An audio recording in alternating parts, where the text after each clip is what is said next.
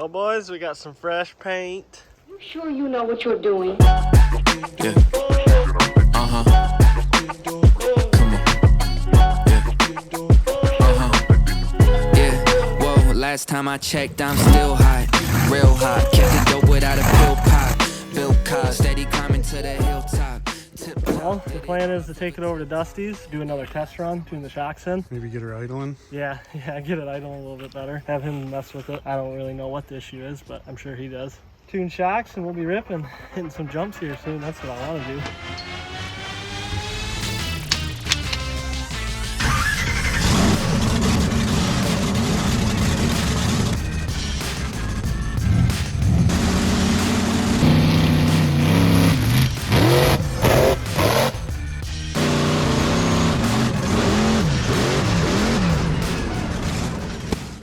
Barely used your hydraulic bump. Christ. The back, we're about, we only used like an inch of it. That's crazy.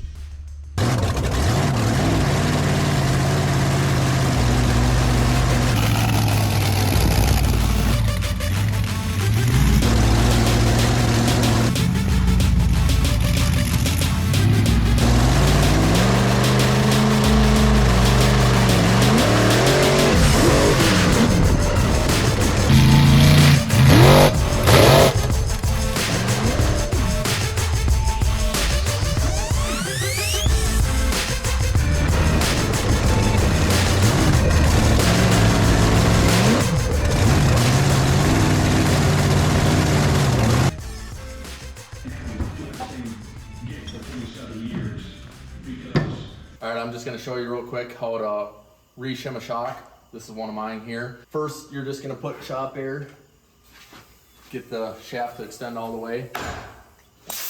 Hear the pressure go out. You can take the Schrader valve out. Only purpose of that is to check the accumulator puck height, and you always want to make sure they're all the same between all your shocks, so that doesn't change when you change the shimming. So now that I got that out,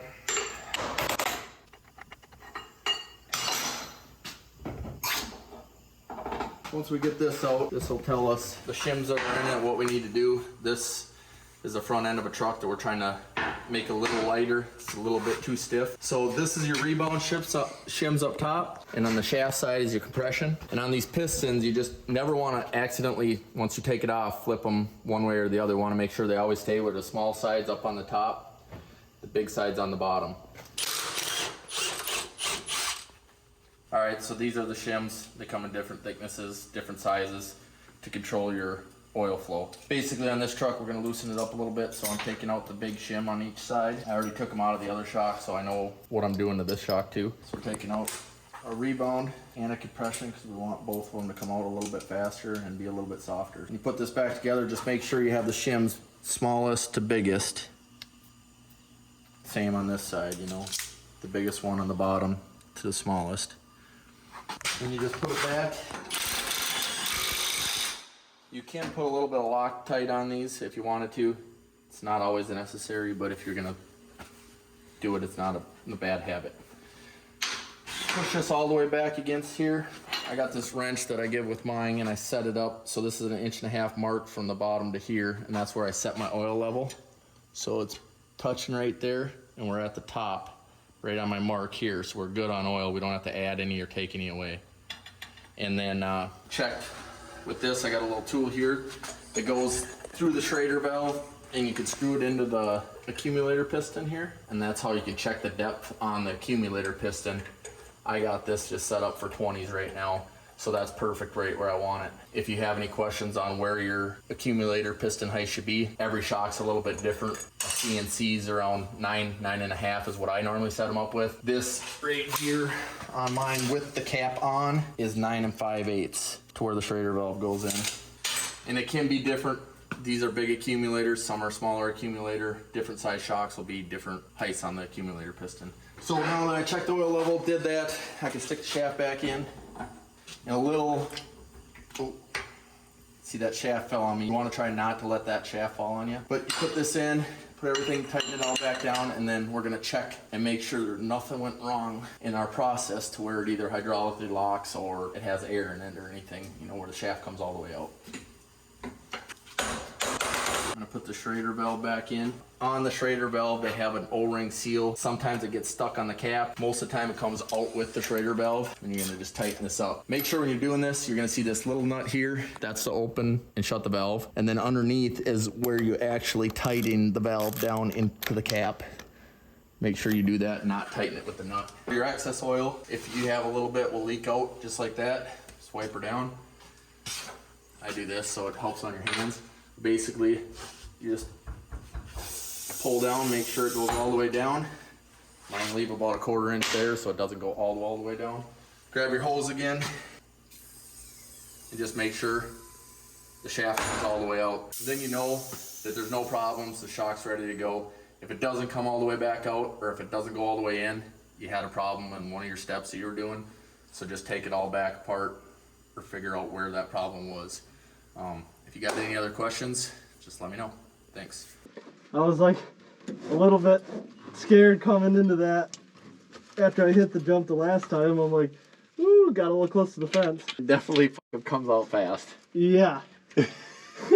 It's gonna lift up faster off the hole, you know. Yeah, true.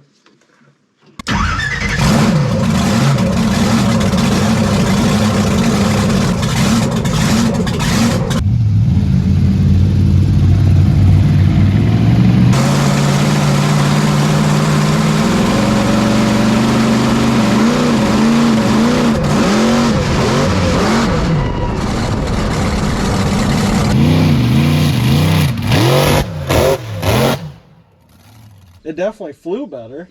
That's for sure. You were carrying way more speed too. Better for damn sure. It's not that big of a jump though, but I think we still need to make one change. I don't know if we take another shim out of compression, but we'll probably take one more out of rebound to speed it up.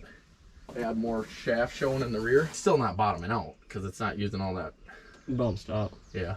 All right, we're just gonna show you real quick how we're setting up the shocks, nitrogen wise, pressure, as far as holding the truck at a certain level and then filling the shocks. So basically we got everything set up here, nitrogen tank, regulator, lines all hooked up. I always measure from the bottom plate to right where the shaft comes out here, 8 inches. We know how much it takes to hold up the truck. It takes 400 pounds. It's gonna pull down once everything's set and it's gonna settle to 6 inches, and that's ride height. That's where we want it on this truck. We just went out, jumped it a couple times.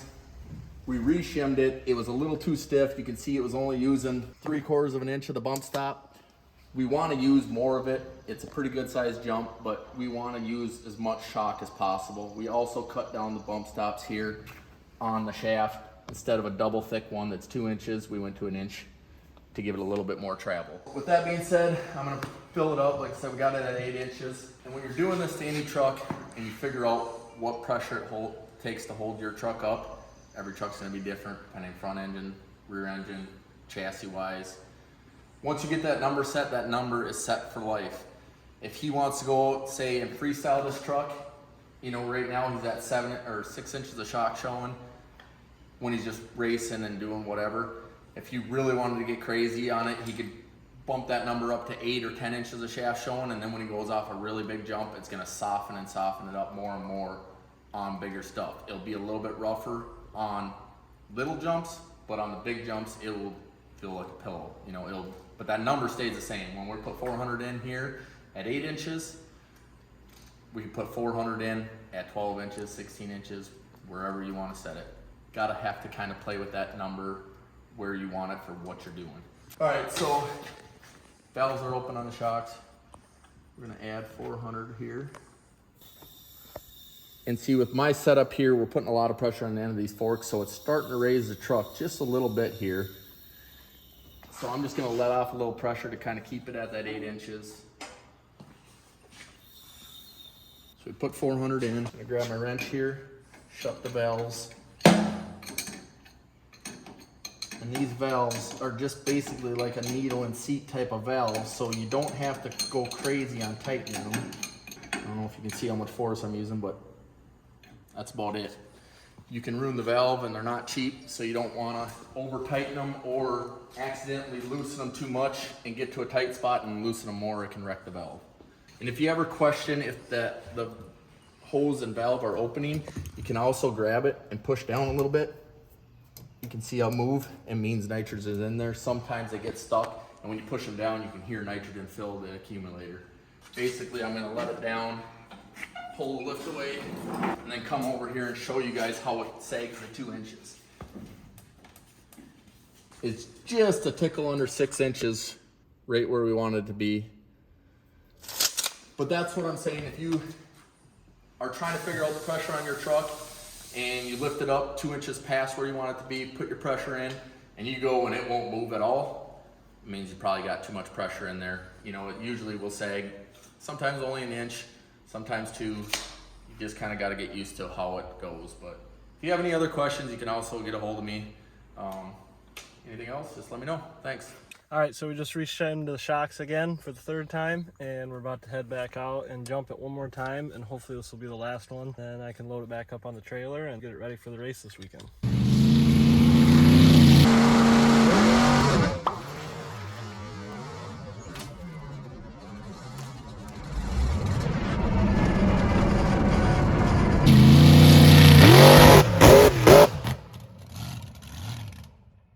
You know, I think I meant to clean it out and I didn't tighten it all the way. Yeah, I just shut you off because I didn't know where it went. Looks way better, like front end high, like perfect. All right, that shimming worked really well. The shocks are like perfect now. You can slow down that video and watch how it jumps, and it just soaks it all up, comes up and goes. I mean, I hit the brakes right there at the end because I want to run that fence, but I'd say she's good to go for this weekend. All right, well, it wouldn't be real life if there wasn't problems. The gas tank cracked. Where's it at here? Oh, right down the center. You can hardly see it. So I got to take it out and re-weld it up. Look at all the levels that we took it to. Sticking out like a crooked tooth, staring at the mirror like, look at you. Damn, I'm still hot, real hot. Kept it dope without a pill pop. Built car, steady climbing to the hilltop. To the top,